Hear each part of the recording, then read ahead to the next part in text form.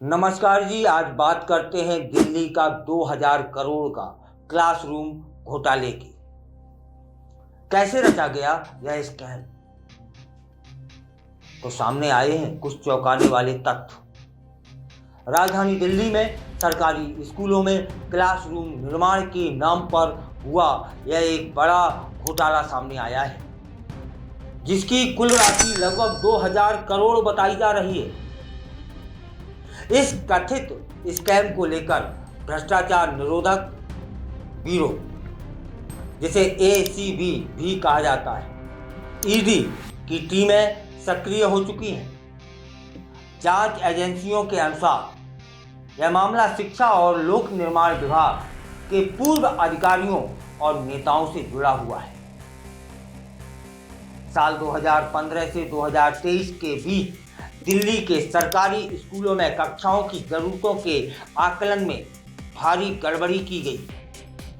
जहां केवल 2405 क्लासरूम की आवश्यकता थी, वहां 12748 क्लासरूम बनाने की स्वीकृति दे दी गई, वो भी बिना आवश्यक मंजूरी या तकनीकी समीक्षा के। जांच में पाया गया है कि यह अतिरिक्त निर्माण बिना किसी वास्तविक आवश्यकता के जानबूझकर कराया गया था।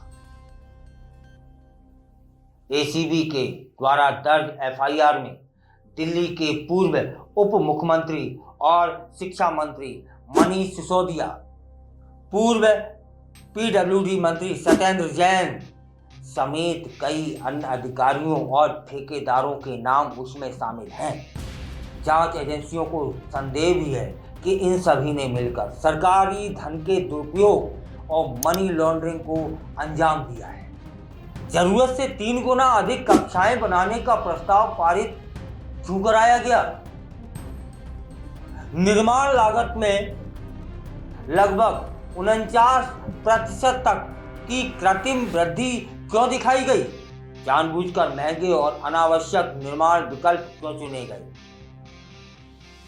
ठेकेदारों के माध्यम से फर्जी बिलिंग क्यों कराई गई? डुप्लीकेट खर्च क्यों दिखाए गए और घोषित से अधिक भुगतान क्यों किया गया? यह है जांच की विधि।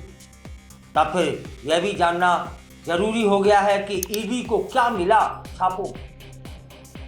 18 जून 2025 को ईडी ने दिल्ली एनसीआर के 37 ठिकानों पर एक साथ छापेमारी की और इस कार्रवाई में अहम सबूत हाथ लगे, जैसे सरकारी विभागों की मूल फाइलें जो निजी ठेकेदारों के पास पाई गई। आखिर क्यों? पीडब्ल्यूडी अधिकारियों की नकली सीलें मोहरें,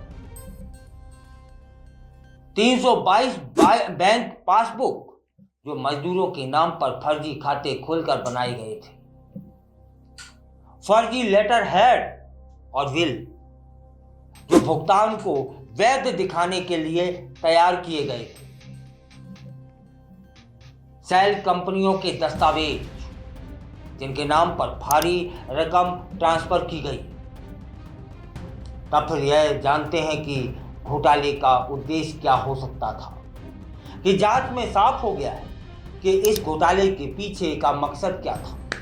सरकारी फंड को ठेकेदारों और कुछ प्रभावशाली लोगों के बीच बांट देना, निर्माण सामग्री की दरों को बढ़ा चढ़ाकर दिखाया गया, जिससे बजट का बड़ा हिस्सा घोटालेबाजों की जेब में चला गया। एक वरिष्ठ जांच अधिकारी ने बताया कि इस स्कैम में सुनियोजित तरीके से दस्तावेजों में हेरफेर कर सरकारी धन का गबन किया गया है। उन्हीं अधिकारी के अनुसार कुछ ऐसे कर्मचारी और अफसर शामिल पाए गए हैं जो वर्षों से एक ही स्थान पर तैनात थे और जिनके निजी हित इस प्रोजेक्ट से जुड़े हुए थे। इस खुलासे के बाद दिल्ली की राजनीति में घमासान मच गया है, मचना भी था। विपक्ष ने इसे आम आदमी पार्टी सरकार की शिक्षा मॉडल की सच्चाई बताते हुए कार्रवाई की मांग की है।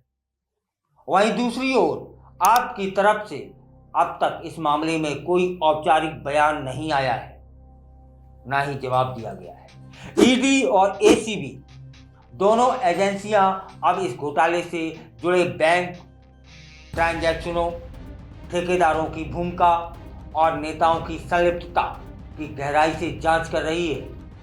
मामले में और गिरफ्तारियां हो सकती हैं। दिल्ली में सामने आया यह कथित क्लासरूम घोटाला केवल एक वित्तीय घोटाला नहीं है, बल्कि यह सरकार के जिम्मेदार विभागों में फैले व्यवस्थागत भ्रष्टाचार और अवैध गठजोड़ की कहानी भी सुना रहा है। अब सबकी नजरें इस बात पर टिक चुकी हैं कि जांच एजेंसियां इस केस में किस तरह से निष्पक्ष कार्रवाई करेंगी और दोषियों को कानून के कटघरे में लाती हैं या फिर नहीं।